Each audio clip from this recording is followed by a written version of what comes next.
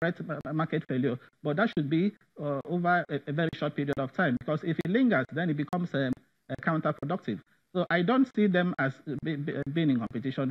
You also know that even as we speak, the Central Bank of Nigeria, through various real sector support facilities, has been giving out loans to these same people at a single digit through the commercial banks. I think it will now be faster. It will now be easier to assess if you have big spoke banks that are addressing the concerns of the micro and small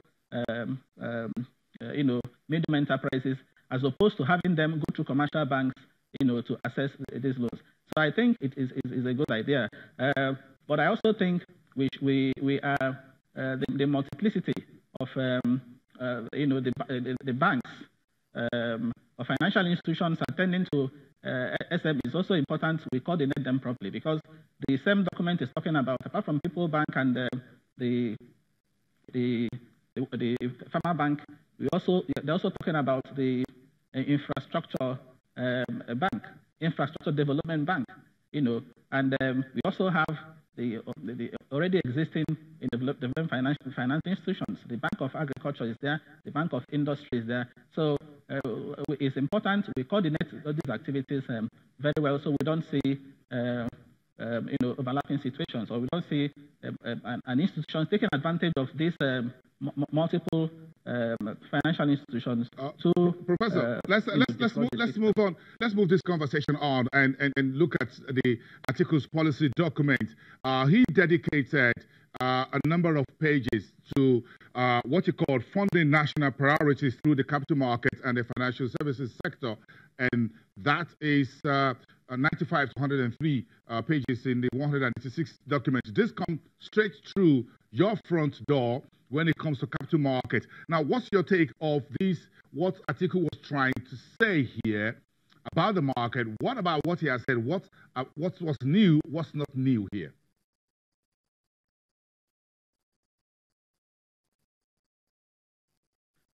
Yes, that is the aspect of the document I find very appealing. I find most interesting that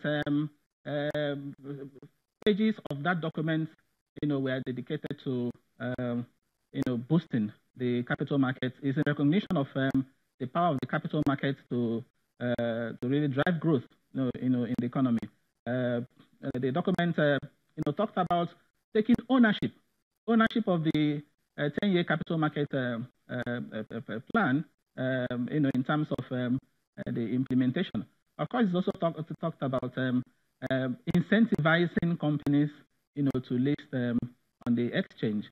It started by identifying the challenges that the market is currently facing, and then goes on to say, one of which is over concentration, and goes on to say that it will incentivize companies, particularly in the telecoms sector, oil and gas, agriculture, solid minerals, to come list, on the exchange. And for me, that's a master stroke, provided that based on. But what there are other things he said there too that I find quite interesting. The financial literacy, of course, even in the Buhari administration also has that, except that we don't find any specific.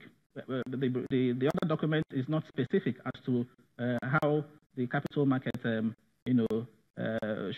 play into all of this, and that's why I said this other one, as far as that aspect is concerned, is very good. But what I again find missing in all of this is in both documents, I am yet to see timelines. I am yet to see the how. The how question is very important. We'll get to the timelines. It's not enough to say you want to deliver 20. Professor, I'm sorry to cut in there. We'll go to the timelines.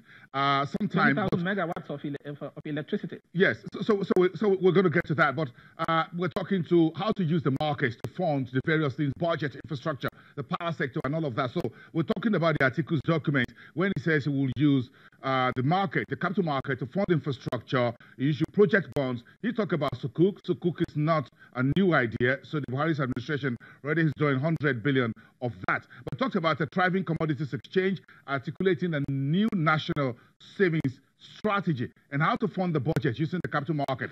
What's your take on how he plans, what these subheadings were, without some further details have been provided?